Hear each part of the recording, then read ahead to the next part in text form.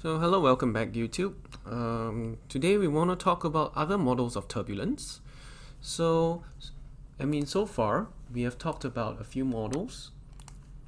The most basic models.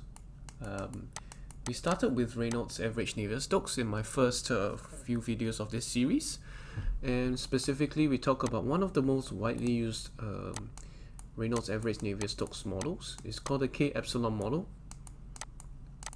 Okay, and then we also talk about LES, large eddy simulation, and the most basic of which being the Smagorinsky.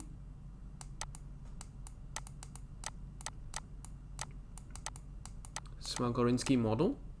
Okay, so this is of course more computationally intensive, and yeah, of course, ideally, you'd want one model to fit everything, but unfortunately, each model has its own strengths and weaknesses, and you'll kind of have to look at a case-by-case basis of what model you want to use for each situation. Okay, so anyway, yes. Along with k-epsilon model, we also talked about wall functions, right? Wall functions, and we talked about that extensively in the last few videos. And in the Smagorinsky model, we don't really have a wall function, but we have a Van Dries damping. A Van Dries damping function that forces the subgrid scale for viscosity.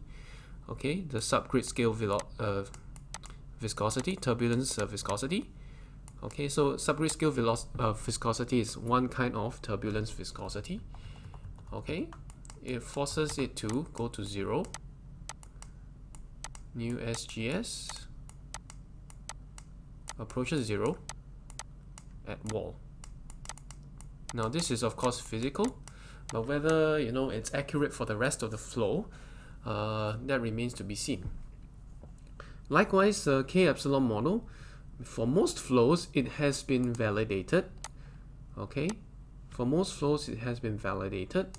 Like for pipe flow and all that, it does very well for pipe flow. But for other flows, it kind of falls short. And for Smagorinsky model, this is very good for atmospheric boundary layer, atmospheric flows, atmospheric flow. But it may not do as well for other flows. And as you would have recalled, we will need a different Smagorinsky coefficient to fit different flow situations, and even then, it may not be ideal. Furthermore, this Smagorinsky model takes up a lot of computation power, being an LES model. So, yeah. These are the strengths and weaknesses. So, well, to help, yeah. Anyway. So, yeah. We want to look at some other what do you call that? Reynolds average Navier-Stokes models, and we said that.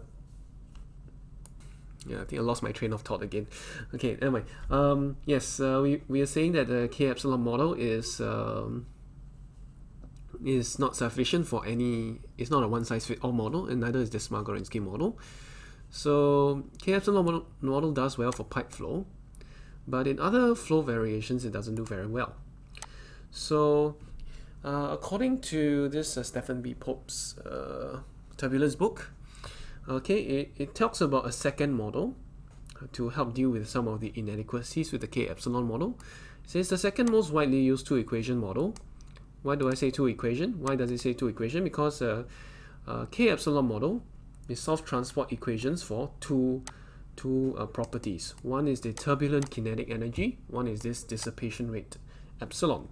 So these two are the two-equation transport models that solve for k and epsilon throughout the whole thing. And then we have a turbulence viscosity here.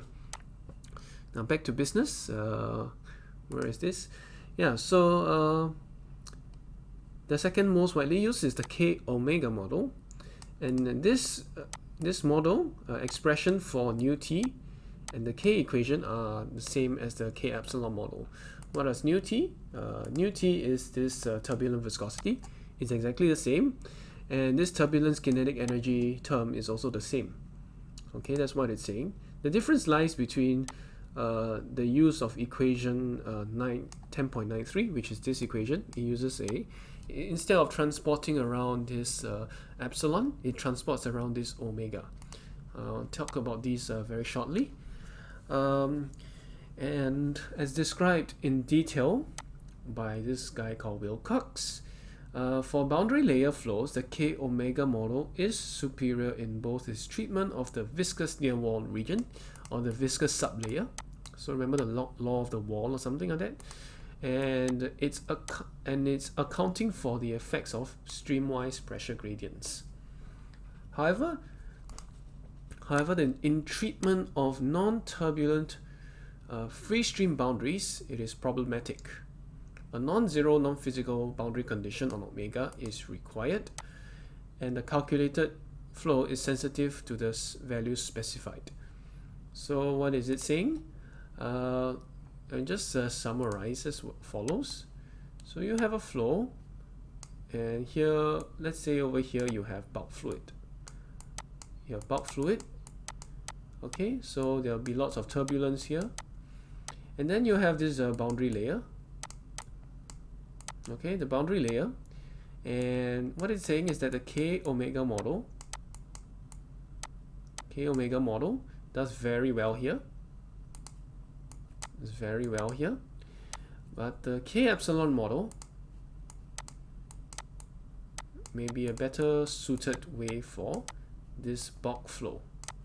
All right, so k epsilon model kind of does well for the bulk flow. K omega model does better for this boundary layer flow. That is what Wilcox is saying. So, oopsie. Yep, let's go back. Oh. Right, k omega model is here. Yeah. Anyway, so treatment of non-turbulent free stream boundaries is problematic.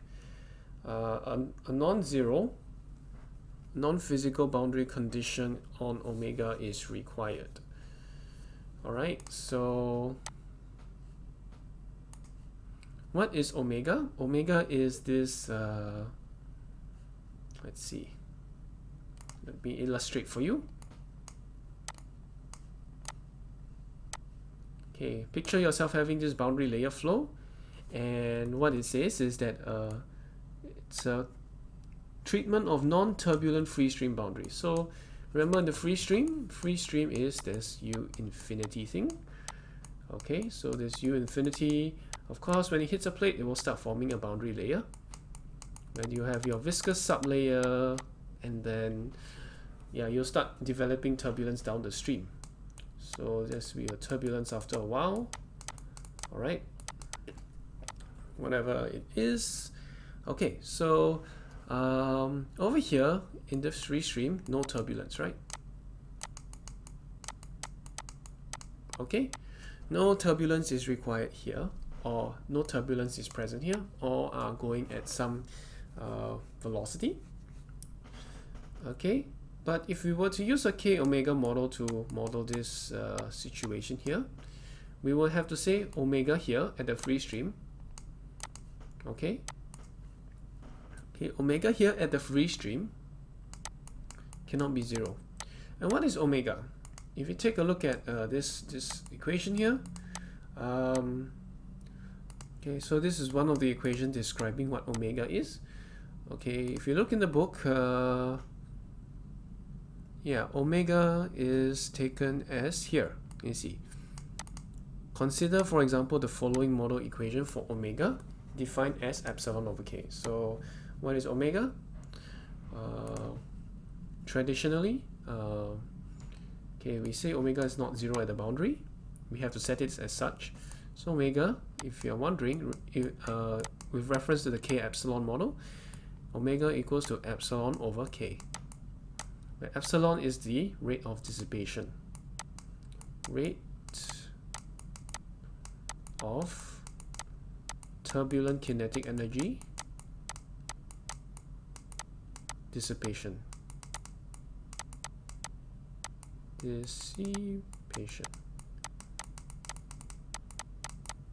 Alright, so this is the rate of turbulent kinetic energy dissipation.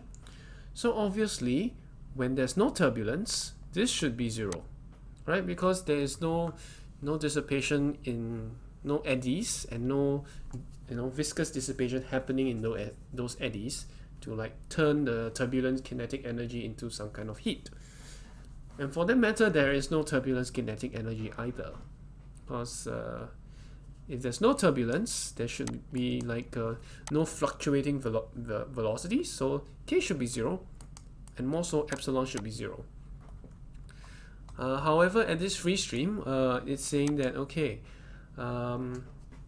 we cannot specify omega equals 0 here for some reason. So we have to specify omega equals to some number, which is not very physical, some number, maybe you just call it C1. I'll just specify some number for this free stream boundary condition, just so that the whole thing can solve. Yeah. If not, yeah.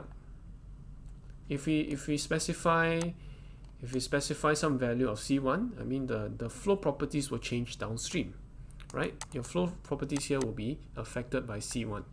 And what the text is saying here, is that when we have this free stream boundary condition, we set a non-zero non-physical boundary condition. They explain why it's not physical, because when there's no turbulence, this thing should be 0. But just to make the thing solve, we have to forcefully put a constant over here, C1. Right? We have to put a constant here, C1, which is not physical, so that the whole thing can solve. Well, that kind of helps a little bit. It's like a fudge number.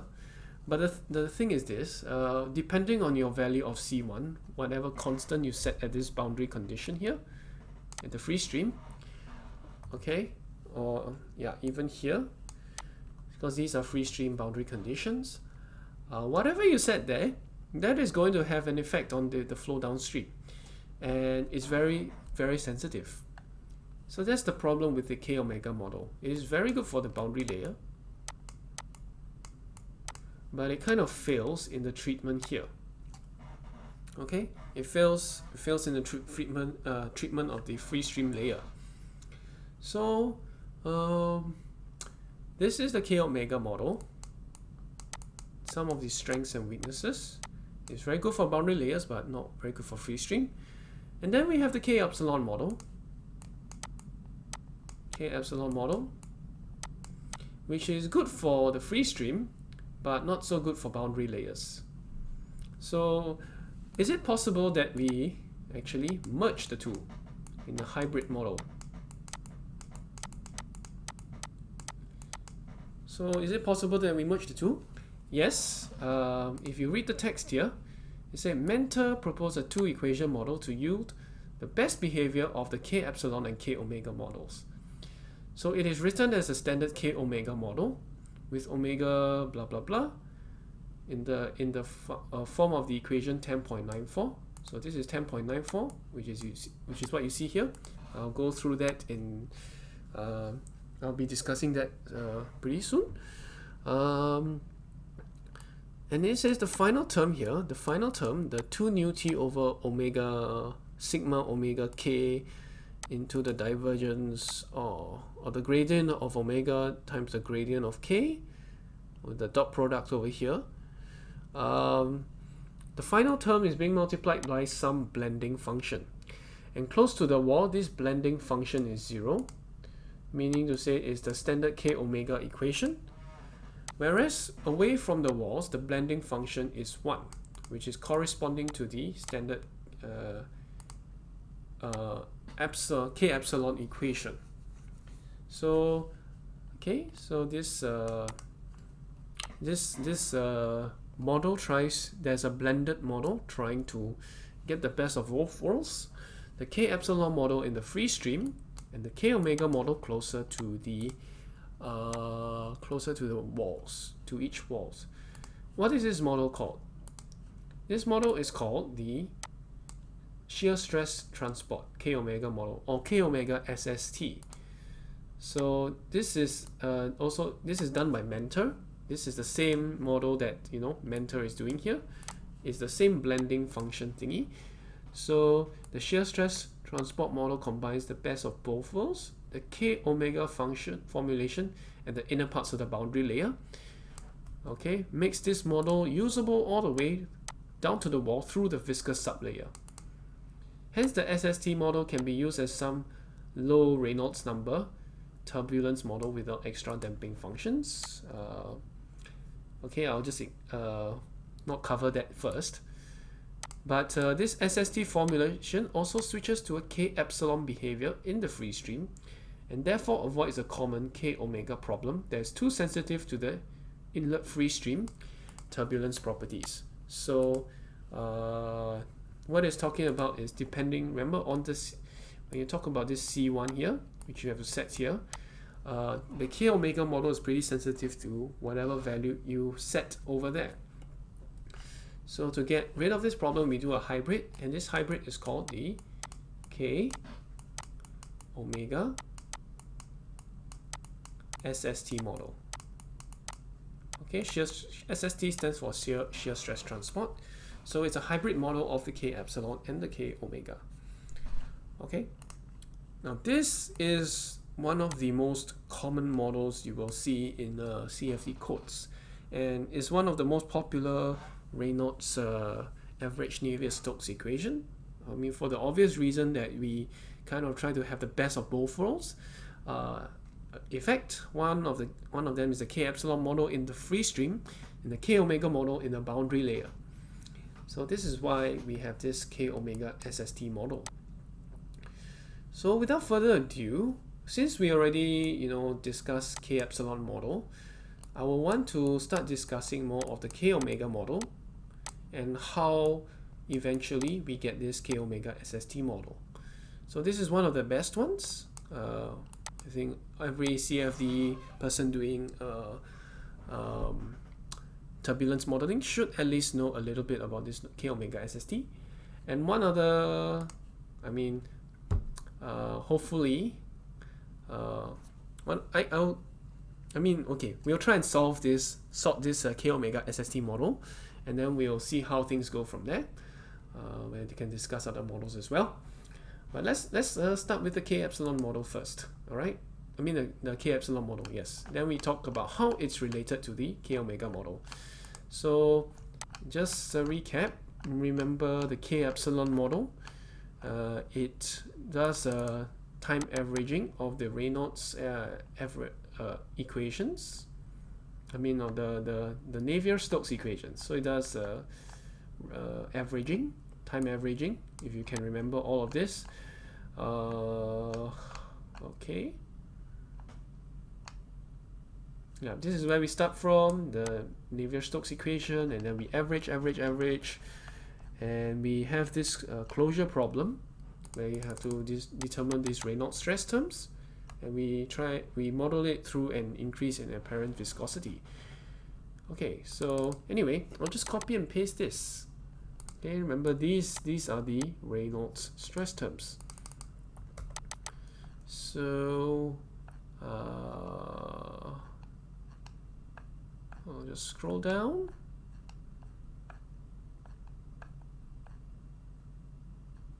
Okay.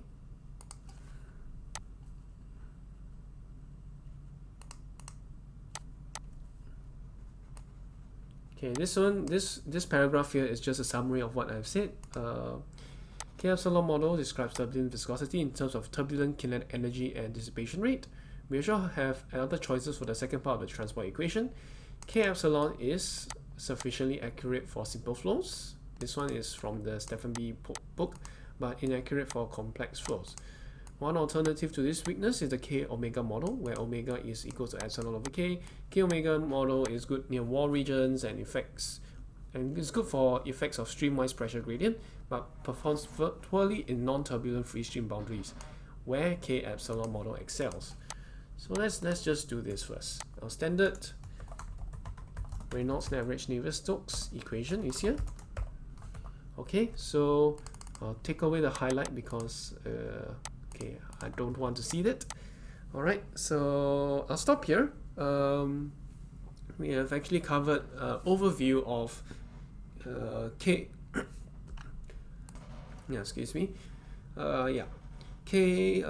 omega models and its variants. So in the next video we'll try to go a little more in depth. Okay, so yeah, thanks for watching. I'll see you guys again.